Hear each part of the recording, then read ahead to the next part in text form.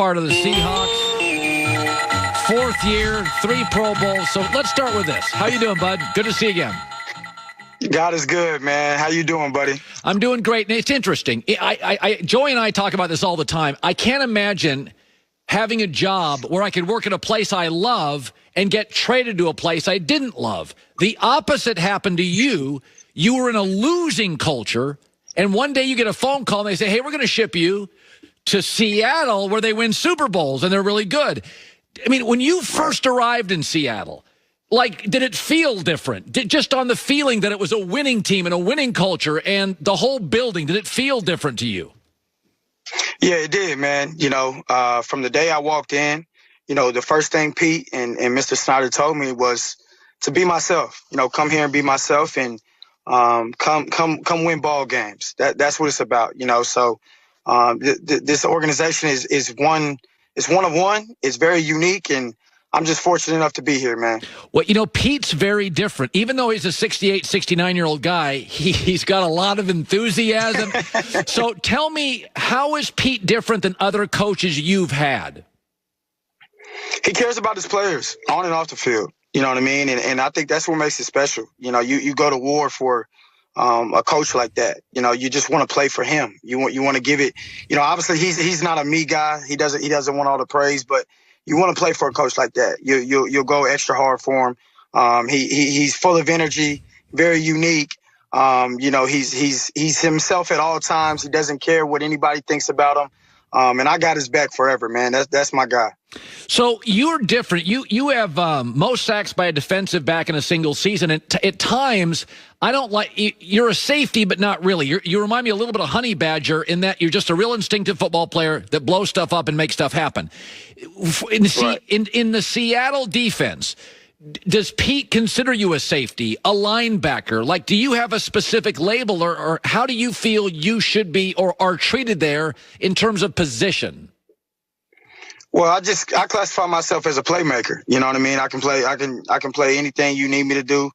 Any position really. And I don't really classify myself just as a safety. I classify myself as a defensive weapon. You know what I mean? And so I'm just going to continue to play my ball, continue to do what they ask me to do, continue to learn, and that's all I can do.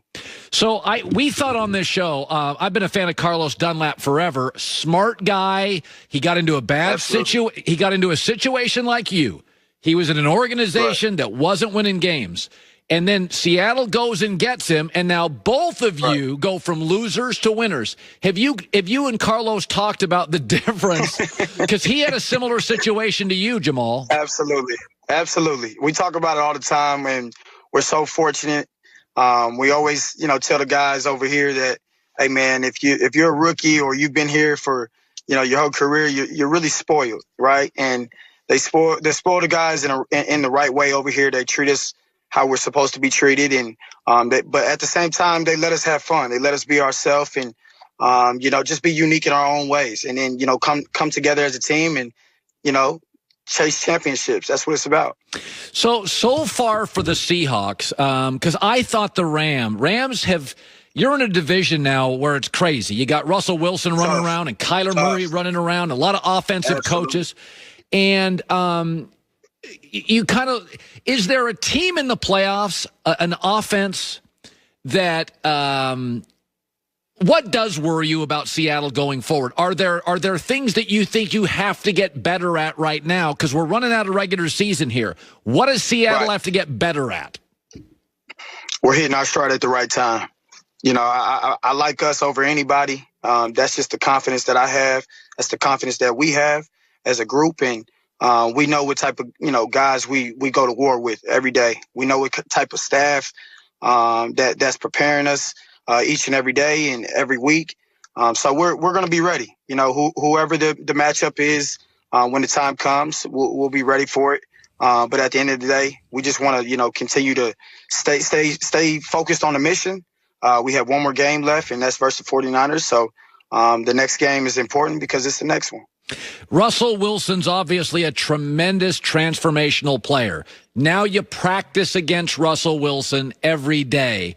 Is it better than you thought? I mean, give me a thought about practicing with Russell, what it's like every day. Yeah.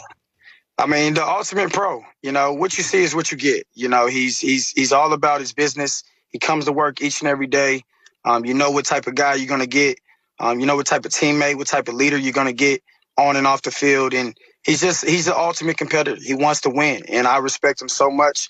That's my guy. I always call him 3. And you know, we're starting to build a great relationship. And you know, like I said, man, I just have so much respect for what he does on and off the field. He's always at work early, and he's always leaving late, or whatever the case may be. He's always putting in work, man. True pro. So DK Metcalf it doesn't even look like the rest of us, right? Like he's just a different body type. Do you, when you face him every day at practice, I mean, do you as a guy that's been around this league a while now, almost a half decade, do you talk to him? Do you tutor him? Is he accepting of it? What do you do with some of the young Seattle offensive players at practice? Yeah, I just tell him to keep going, you know what I mean, and keep elevating. You know, I'm still young in the game myself, right? I'm only 25, you know, year 4. So, you know, I'm still young, and I'm still, you know, going to continue to learn. But I always tell those guys to, you know, never stop learning and continue to learn, be willing to learn, and, you know, always stay coachable, because, you know, there's so much knowledge out there, and you don't know it all yet. You know, no one knows it all yet. And, you know, you just want to keep elevating your game. So that's all that matters. Now, I'm from Seattle, so I can handle the rain. I grew up, my high school football games were all in the rain, Jamal. You know, you were down in Louisiana. It's going to be warm. And how are you acclimating to Seattle's slightly gloomy winter weather? Yeah, it's different, man. I will say it's different. But I enjoy it. You know what I mean? It's very relaxing when you know, you want to relax. And, you know, I don't go out, obviously, you know, with COVID, you know, I'm in the house. This is probably a rare, you know, chance that I take, and I go, you know, get my pedicure, you know, every Tuesday. But other than that, man, I'm in the building, I'm leaving the building, I'm going home. You know what I mean? So I'm just focused on the mission. And, you know, God is good, man. Manny Petty today. So you got your pedicure just moments ago? Absolutely, man. Got to keep it right. Well, Joy's shaking her head. She's like, yeah, totally. You have to take care of your feet. Got to take. And listen, bad feet, ugly feet are a problem for everybody. Yeah. Pretty boy off the field. Pretty boy off the field. Jamal, congratulations. Good to have you in a winning culture. And the defense, I just saw a stat here today. #2 pass defense since week 12. And 31 sacks, most in the NFL since Carlos Dunlap and Jamal Adams returned in week 9. So you are absolutely humming, and you're healthy, and your running backs are healthy. Are you healthy, by the way? Do you feel good right now? I'm good enough, and that's all that matters. I'm good enough. That's the NFL. Good talking to you, bud.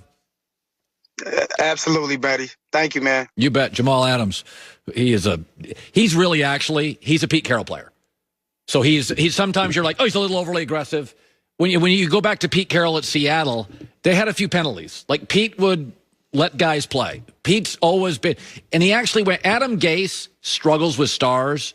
Pete very much embraces stars. That's why one succeeds and one doesn't. I don't get that in professional sports, struggling with stars. Okay, it's not for you. This is where the stars are.